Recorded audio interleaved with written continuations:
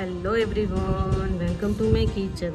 તો મિત્રો આજે હું તમારી સાથે શેર કરવાની છું ભીંડાના શાકની રેસીપી. તો આ શાક ખાવાની ખૂબ જ મજા આવે તેવું છે. એકદમ ખાટું મીઠું એવું છે, દહીંવાળું શાક. તો કોરું મોરું એવું એકદમ સરસ આ શાક છે. રોટલી સાથે, રોટલા સાથે કે ભાખરી સાથે ખાવાની ખૂબ જ મજા આવે તેવું આ શાક છે. તેને તમે એમનામ પણ ખાવું હોય તોય ખાઈ શકો તેવું એકદમ ટેસ્ટી આ શાક છે. રેસ્ટોરન્ટ સ્ટાઇલ જેવું. તો મિત્રો આ રેસીપી એન્ડ સુધી જરૂરથી જોજો, સ્કીપ બિલકુલ પણ નહીં કરતા. અને મિત્રો મારી ચેનલમાં હજી સુધી તમે નવા હોય તો મારી ચેનલને લાઈક કરજો, શેર કરજો, સબસ્ક્રાઈબ કરજો અને મારા આવા જ નવા વિડીયો જોવા માટે બેલ આઇકન બટનને પ્રેસ કરજો, જેથી કરીને તમને નવા વિડીયોની નોટિફિકેશન સૌથી પહેલાં. તો ચાલો બનાવવાનું સ્ટાર્ટ કરીએ. તો તમે જોઈ શકો છો કે મેં અહીંયા એકદમ લીલો અને ઘણો એવો ભીંડો લીધો છે. તો તેનો આગળનો ભાગ અને પાછળનો ભાગ જે છે તે મેં કટિંગ કરી લીધો છે. તો એ તેને મીડિયમ સાઇઝના આપણે પીસ કરી લઈશું. જે સાઇઝના તમારે કરવા હોય, ગોળ કે ચોરસ કે ગમે તે તમે કરી શકો છો. તો આ રીતના પહેલાં બે ભાગ કરી લઈશું અને આ રીતના કટિંગ કરી લેવાના છે. નાના નાના ટુકડા કરવા હોય કે થોડાક નાના ટુકડા કરવા હોય કે મોટા ટુકડા કરવા હોય તો તમે કરી શકો છો. હું અહીંયા થોડાક મોટા એવા ટુકડા કરું છું.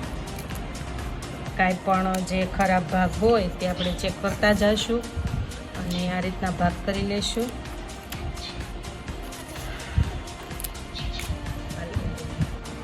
તો તમે જોઈ શકો છો કે મેં ભીંડાને કટિંગ કરી લીધા છે. તો ચાલો બનાવવાનું સ્ટાર્ટ કરીએ. તો ગેસ ઓન કરીશું,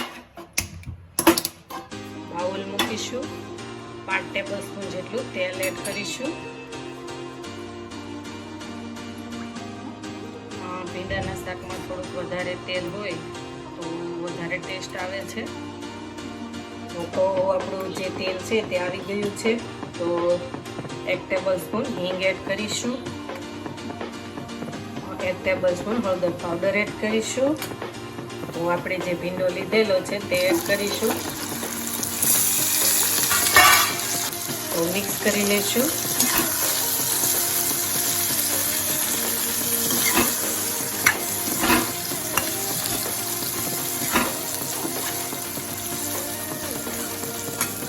હવે તેને આપણે તેલમાં સાતળવાનું છે.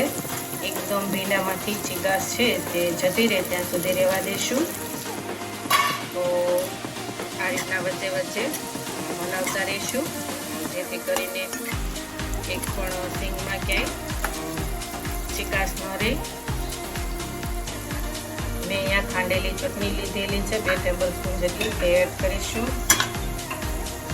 થોડો ગોળ એડ કરીશું. સ્વાદ અનુસાર મીઠું એડ કરીશું. 1 ટેબલ સ્પૂન ધાણા જીરું પાવડર એડ કરીશું. મિક્સ કરી લેશું. તો 1 ટેબલ સ્પૂનથી વધારે 10 સ્પૂન જેટલું દહીં એડ કરીશું. મિક્સ કરી લેશું. દહીં એડ કરવાથી આપણો જે ટેસ્ટ છે તે ખૂબ જ સરસ આવે છે. અને મેં દહીં થોડું કેવું ખાટું એવું લીધું છે. તો આ રીતના એકદમ મિક્સ થઈ જાય શાકમાં ત્યાં સુધી મિક્સ કરીશું, હલાવીશું.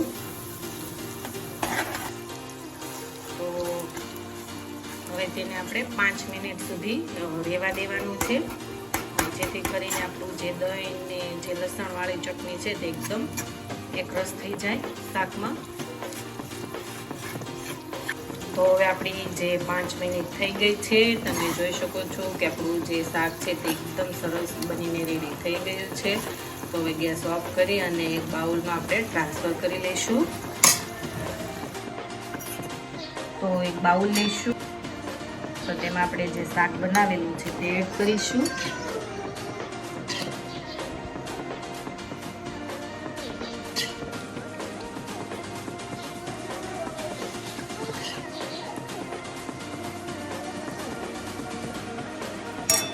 તો મિત્રો તમે જોઈ શકો છો કે આપણું ભીંડાનું એકદમ ખાટું મીઠું એવું શાક બનીને રેડી થઈ ગયું છે.